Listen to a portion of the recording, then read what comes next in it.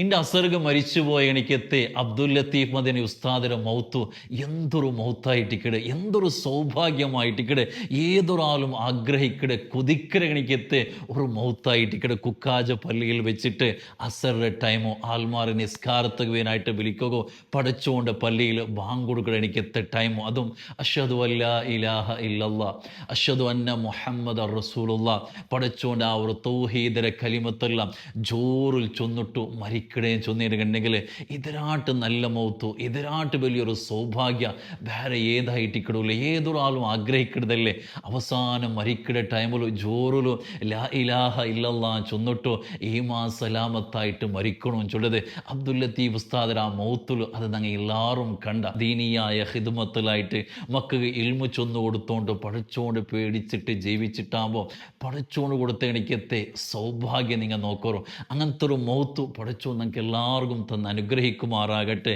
ഈ സലാമത്തായിട്ട് ലാ ഇലാഹ ഇല്ലല്ലാ ചൊന്നിട്ട് മരിക്കുക പഠിച്ചോണോ ആ ഒരു സൗഭാഗ്യം നിങ്ങൾക്ക് തരട്ടെ.